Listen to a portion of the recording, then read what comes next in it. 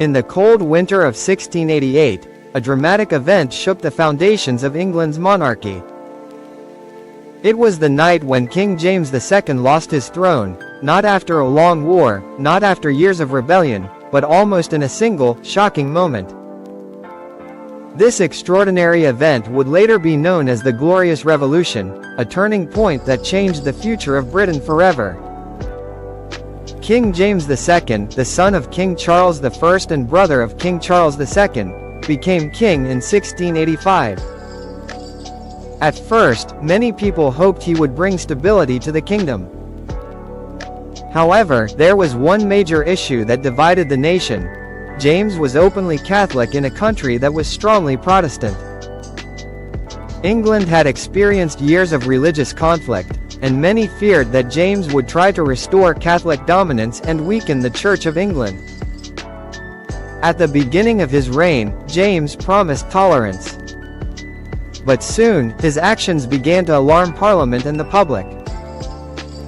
He appointed Catholics to powerful government and military positions. He suspended laws that protected the Protestant Church. He even prosecuted bishops who opposed him. These decisions created deep mistrust among political leaders and ordinary citizens alike. The real crisis began in June 1688 when James's second wife gave birth to a son, James Francis Edward Stuart. This meant the possibility of a long Catholic dynasty ruling England.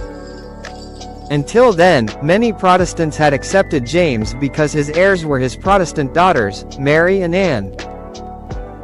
But the birth of a Catholic prince changed everything.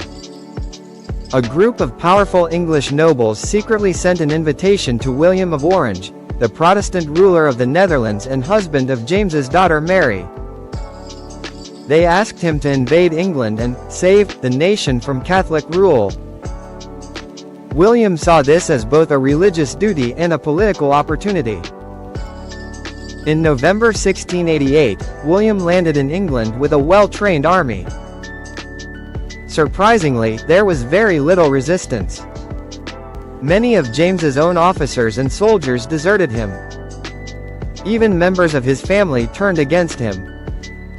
The nation had lost confidence in their king. As William advanced toward London, panic spread through the royal court. James attempted to gather support, but it was too late. On a dark December night, he made a desperate decision: he would flee the country. Disguised and carrying valuables, James tried to escape to France. However, his first escape attempt failed. He was captured by local fishermen who did not recognize him as king.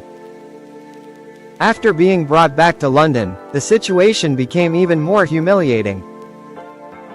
Eventually, William allowed James to leave England peacefully, avoiding the creation of a Catholic martyr. By fleeing, James had effectively abandoned the throne. Parliament declared that he had abdicated, and offered the crown jointly to William III and Mary II. This peaceful transfer of power was revolutionary. It proved that a monarch could not rule without the support of Parliament and the people. The Glorious Revolution of 1688 was called glorious because it involved relatively little bloodshed compared to previous English conflicts like the English Civil War. But its impact was enormous.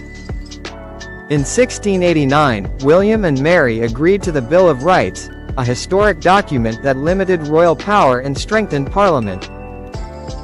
This marked the beginning of constitutional monarchy in Britain. The night James fled was more than just the fall of a king. It was the rise of a new political system. The power of absolute monarchy was broken. Religious freedom for Protestants was secured. The balance between king and parliament shifted permanently. James II spent the rest of his life in exile in France under the protection of King Louis XIV. He never regained his throne. His supporters, known as Jacobites, would attempt rebellions in later years, but the age of unchecked royal authority in England was over.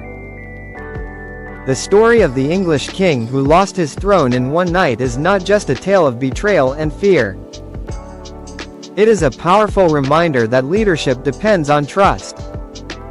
When a ruler ignores the beliefs and rights of his people, even a crown cannot protect him. In a single winter night, without a massive battle or public execution, a king fell, and a new era of democracy quietly began.